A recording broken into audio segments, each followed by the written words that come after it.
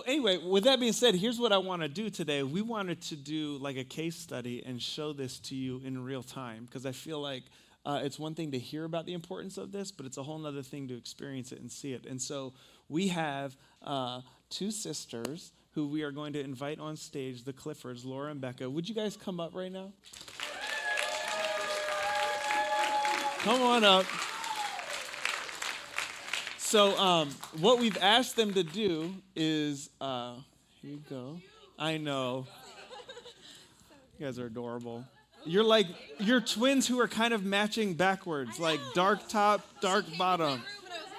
Let's do it. I was so excited. She was like, oh. So what I've asked them to do is I've asked them to share something that will be shared in real time. Which one's speaking? You're speaking. You're going to be the listener. So Becca has come with something to share with her sister, and her sister has no idea what this is right now. So you're going to get to experience this in real time, and the goal is to try to have a healthy, loving conversation where you're willing to step in each other's shoes and not on each other's toes. Okay, you like that? And so I'm gonna. Hey, Bill, will you hand me one of those sheets? Yeah. Yeah, thank you. Appreciate that, buddy. So you guys go. I'll mediate a little bit if I need to. Yeah, and so you go ahead. All right. So this past week, we've had like a ton going on with the end of the school year and wrapping stuff up and a lot of events with like family, friends, different things. And some of those events we ended up being late to. And I was nervous because when I'm late to things, I feel anxious and I feel embarrassed, even if no one like says anything to us, because I feel like it shows a sign of disrespect by not being on time. Right. So I think I can assume, well, I do know, that I was probably a big part of the reason we were late. So for a fact. why don't Yes. you repeat back what you think you're hearing Okay. so that you make sure you're extremely clear on it. Right. So what I'm hearing is you're feeling upset and disappointed and embarrassed when we are late to events or work. Yes, I'm checking my wheel. Oh, yes. Check the wheel. Anxious, nervous, and embarrassed. Yeah. Yeah. Yes. I think kind of this stems from when we were younger and in school. I had a hard time like being focused and being on time and having my like all my materials together. So as an adult, I worked really hard on that to like be on time and be prepared. But sometimes I still go into situations feeling like shame and awkwardness and nervousness that someone's going to think I'm incompetent or anxious or incompetent or lazy or not having it together if I come late. And so when I walk into a situation late, I'm feeling all those feelings and a lot of stress, and I'm like, oh my gosh, hi, like see me, don't see me, are you mad at me, like smile. But You want to repeat back what you're hearing? So when you come in late, it brings up a lot of feelings and emotions that you've been holding on to for like a long time, and it kind of brings you back to those sort of like stressful events when you were younger, and it kind of makes you feel that way all over again. Exactly. Okay. So sometimes I notice in the mornings, I'm an early riser and I get up and I'm like ready to go. And I'll start knocking on your door a little bit before we gotta leave, and I'm like, Sissy, is this you up? And she's like, no, I'm not up yet. And then I start getting a little anxious and I go downstairs and I make sure breakfast is ready and your water bottle's filled and I laid all of your little vitamins that you want to take. And then I hear a list. Did you hear the list? It's good. I know it's true. I heard a list. That was great. Good. And then I notice your door's still closed sometimes. And I'm like, oh my gosh, is she out of bed? Like, are you out of bed?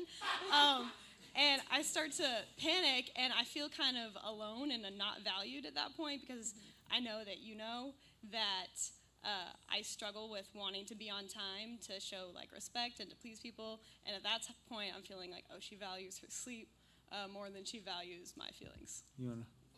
Yeah. Yes. So what I do is I like kind of ignore your feelings and I kind of put mine above your own is kind of what I'm hearing. And there's Yes. a lot of things that you're doing for me, and I'm just saying thanks and moving on kind of a thing without really taking the time to hear what you need in the mornings. Yes, Okay. yes. Mm-hmm. One thing I think that contributes to this is sometimes getting coffee in the morning. Sometimes you bound down the stairs, and it's like, we're like 2 minutes late, and you're like, can we stop for coffee? I'm like, we cannot stop for coffee. And sometimes I feel like at those points we disagree, and I start feeling sort of like the full burden of getting us out the door on time, whether it's to work or like an important event we're supposed to be at. And sometimes we will stop for coffee, and then we ride the rest of the way in like usual silence.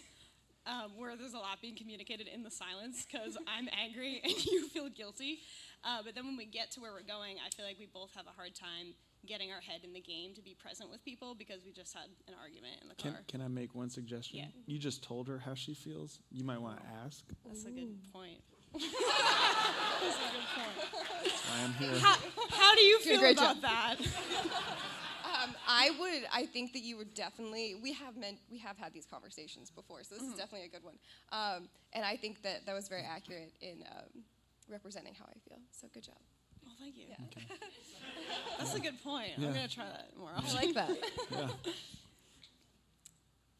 So, yeah, in the future, I would feel really valued and loved if when I see you putting in effort to, like, get up early. And the other day, like, you made breakfast, and I was like, bingo, like, she is getting this conversation we've been having.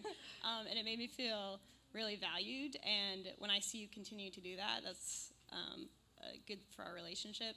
And when I notice that we're running late and we end up being tardy somewhere, I feel awkward and embarrassed, and I try to like sneak in the back door somewhere so no one knows.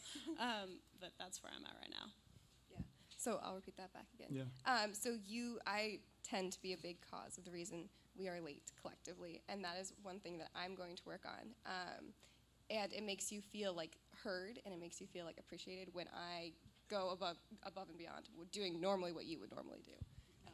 Yeah, It's great. Awesome. that's right. Yeah. Is there anything, so on your sheet, is there more?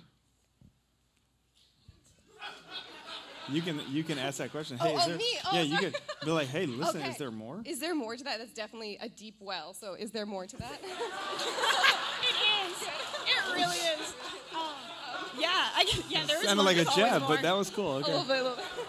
So usually at this point, I just start like repeating myself when we get in disagreements. And Okay. I'm like, yeah. And she's like, you said that like several times. I'm like, yeah, but I just need to say it again to know that you heard me. So I'll probably start repeating it back so she knows that she was heard. Yeah. Yeah. And you all got to watch us do that. you Yeah. lucky people. All right. Now, Yes. maybe ask, like, if there's one thing you want me to take away from this, what could it be? Yeah, so what would be the biggest takeaway like from this discussion that would be helpful for me to practice? I would say just make sure. No, I don't want to say it like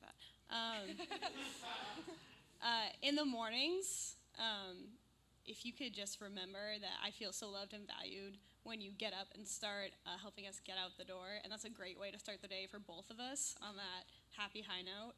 That would mean a lot to me. I like that. That would be bucket filling. Now, you can ask the question, what do you need to hear from me right now? So what do you need to hear from me right now? I need to hear that you're. Where's my feelings wheel? Oh. She loves the feelings wheel. You guys are doing feelings great. wheel, by the way. It's been really helpful. That I think I need to hear that you're proud of me for the effort I'm putting in, because I think that's kind of like what I'm looking for from other people.